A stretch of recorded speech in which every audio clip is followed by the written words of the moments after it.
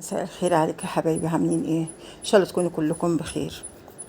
النهارده هنعمل مع بعض كده طبق مقبلات كده جميل خفيف بسيط كده في الصيف، مش مقلي ولا زيت ولا حاجات من دي. في ناس كتيرة بتقول البتنجان اللي هو الاسود بس دوت اللي هو العروس هو بس اللي يتعمل مخلل، انما البتنجان اللي هو اللي مدي على بنفسجي ده او بيسموه خد الجميل ده ما ينفعش يتعمل مخلل، او اذا اتعمل مخلل يتعمل مقلي بس. ليه؟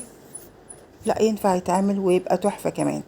بس انا هقولك كده في الفيديو ازاي تنقيه وازاي تعمليه ويبقى حاجة تحفة كده، واللي تنزلي السوق تلاقيه قدامك حلو وطري وجميل كده تجيبيه على طول. ده او دوت هيبقى تحفة، هيبقى طبق كده جميل.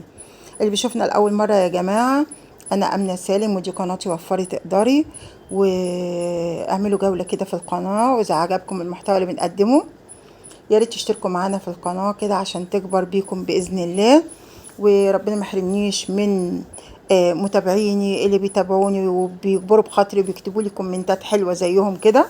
ربنا يخليكم ليا يا رب، ربنا ما يحرمنيش منكم. ويا جماعه اللي يقدر يرفع اي فيديو لاي حد فينا على المنتدى يا ريت، واحنا نرفع لبعضينا كده علشان ان شاء الله القنوات تكبر كده شويه شويه باذن الله. وبرده يبقى متابعه بما يرضي الله، وبلاش الكلام اللي هو عملت لك لايك واشتركت عندك وانا جديده. كل ده يا جماعه احنا فاهمينه، وكل دوت بنعمله لبعض والله بما يرضي الله. يلا نخش بقى نشوف الطبق الجميل ده اتعمل ازاي. بصوا يا جماعه، انا جايبه بتنجان من ده على ده. انا بحب قوي البتنجان اللي هو البنفسجي ده، بس على شرط وانا بنقيه لازم يكون ده او دوت. وانا بنقيه لازم يكون مليان كده تخين، يعني مش رفيع، ويكون طري. يعني مش طري بايظ، لا، طري طري شويه كده، مش ناشف جامد يبقى كله بذر. بنشيل بس القمع اللي فوق الوش ده، ما بنفتحوش ولا اي حاجه، ونحط شويه ميه، ونحط معلقه ملح، وممكن كمان معلقه خل.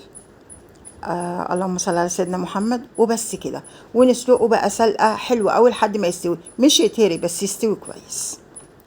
نتك عليه كده عشان ما يبقاش يعني طالع فوق وش الميه، ويستوي كويس. وهو ما بياخدش على فكره، يعني ما بيكملش 10 دقايق، بس انتي من وقت للتاني بتجسيه كده زي ما انت شايفه كده. لقينا الراس ديت طريت شويه يبقى خلاص، يبقى بقى تمام التمام. والله بتنجان لذيذ وطعمه جميل جميل جميل.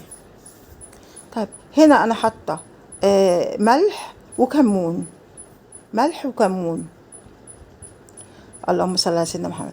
ملح وكمون وتوم، بحاول كده يعني اخلطهم في بعض. ملح وكمون وتوم.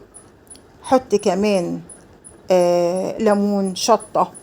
تحطي بقى الحاجات اللي انت بتحبيها، بس الليمون اساسي طبعا والخل اساسي.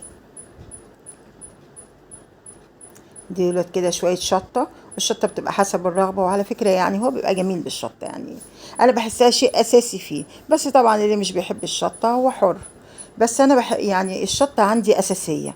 كمان شويه كده من اسمها ايه يا ربي، بنسى اسمها، مش عارفة، البابريكا، عشان برضو هي تديني لون جميل كده. واللي عنده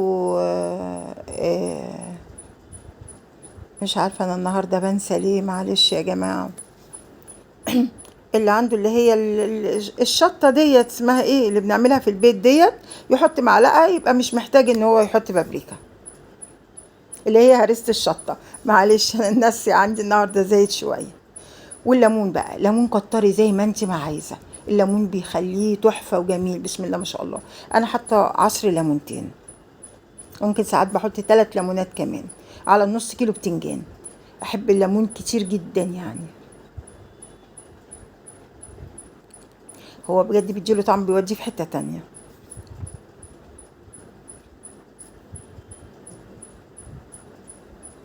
بس كده.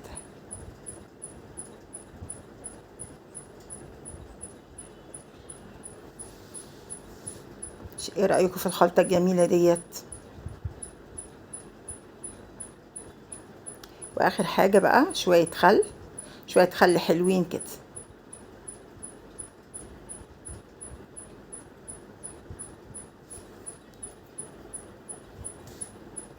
نقلب طبعا الخليط ده في بعضه كويس جدا. نبدأ بقى نقطع الجزء اللي فوق دوت بتاع البتنجان ونفتحه بالشكل ده. شايفين قلبه من جوه؟ شايفين زي القشطة، حلو جدا جدا.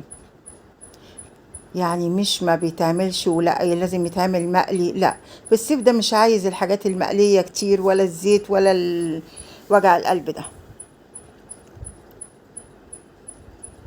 بس كده. بصوا انا بحاول كده افتحه عشان الخلطة ديت يعني تتحط في كل جزء منه. طبعا هو مستوي ودايب كده زي الزبدة، بس مش بهري قوي، المهري قوي برضو بيبقى طعمه مش حلو. وكمان الخل والليمون والحاجات ديت بتسوي الحاجة اكتر، فيعني يبقى مستوي تسوية حلوة، ولا ني ولا مهري.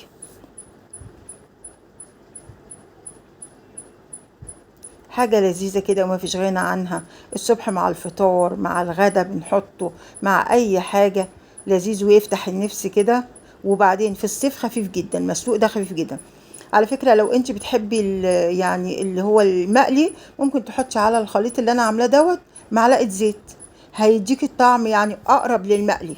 بس انا علشان احنا دلوقتي في الصيف احبه خفيف كده بس، وشوية فلفل، ويبقى طبق جميل بالشكل دوت، وهيعجبك قوي. بألف هنا وشفا.